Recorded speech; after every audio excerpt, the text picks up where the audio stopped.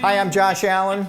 We're playing with some bake-at-home breads, and this one is the rosemary and olive oil. And also we can turn it into a beautiful breadcrumb as the basis for our baked egg dish. So we're gonna make a really nice breakfast dish. It actually is gonna have the hash browns on the bottom, the eggs, a little bit of cheese, and then the breadcrumbs on top. So the way I started this out, really simply to show you the breadcrumbs, because it is all about the bread anyway. I just took our rosemary and olive oil, sliced it into a 1/4 inch, 1/2 inch thick slice, tossed it with a little bit of olive oil, salt and pepper, and I baked them dry in a 350 oven. It takes about 30 or 45 minutes. You don't want to get too much color on them, you just want to bake them nice and dry.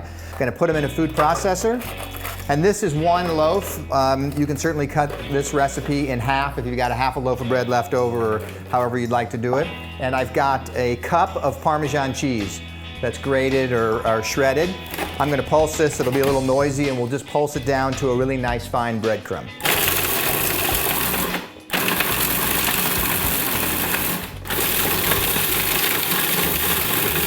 Okay, so we've got our really nice seasoned Parmesan breadcrumb. I also took some new potatoes, some little red potatoes. I quartered them or cut them into 6, depending on what size you want. And I just roasted these in a 375 oven for about an hour. So then we're gonna move over to the stove and we're gonna make our egg base for this kind of crustless quiche, and we'll put it all together.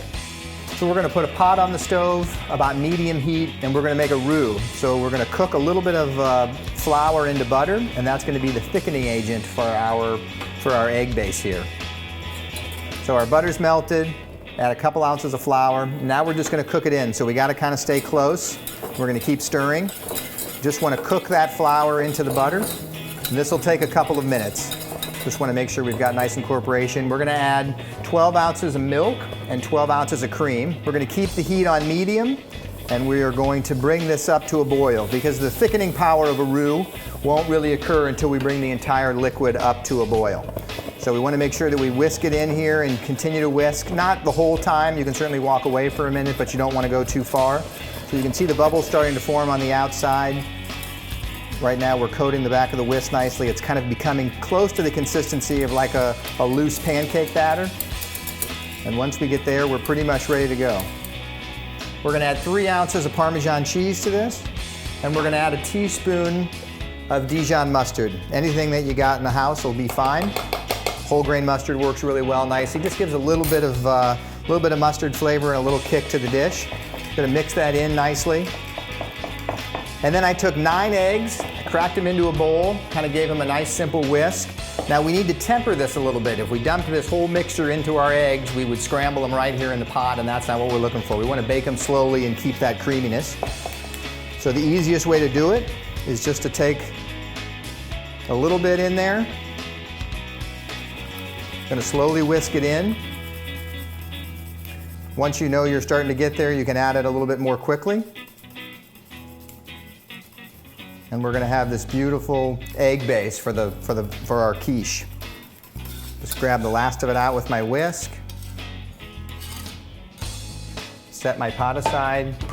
Give it a nice mix. So we've got our egg base. Now we just have to put the whole thing together. So I've got my casserole dish here. 9 by 13 works really well for this. Anything that you want, glass, ceramic, stainless steel, it all is okay. We have our roasted new potatoes. Let's put them in the bottom. We're gonna take 6 ounces of Gruyere cheese. Sprinkle this right on top. Again, another layer of creaminess. Can never have your eggs too creamy in the morning, as far as I'm concerned. Then we're gonna add our egg base right on top. And we're going to sprinkle just a really pretty layer of these seasoned Parmesan breadcrumbs with that dried rosemary from the bread, a little bit of salt and pepper. So this is getting you your toast right on top of your eggs. So we got that beautiful dish here. It's going to go into a 375-degree oven for 45 minutes to an hour. Again, if you've chilled your egg base a little bit, it may take a little bit longer. It's going to puff up nicely, and then it is going to fall when it comes out, so be prepared for that. That's okay. But as soon as you can put a knife in there and it comes out clean, you know you're done. We've got one right over here to the side that we did a little bit earlier. So you can see it puffed up and then it fell down. We've got the nice breadcrumbs. If your breadcrumbs start to get a little dark in the oven, you can also put a piece of foil over the top while it's finishing baking, just to make sure it doesn't get too dark. And you're just going to cut a nice square, a nice wedge. can see the potatoes in there. You've got the crunchiness from the breadcrumbs, really comes out nicely. This can be served at room temperature or warm. Great thing to have on a Sunday because you can get it all done in advance. And the family, you can spend time with the family or friends when they come over, and it's a terrific dish. Creamy, crunchy, salty, mustardy, everything that you're looking for in breakfast. Baked eggs using our beautiful rosemary and olive oil breadcrumbs with our bake-at-home bread.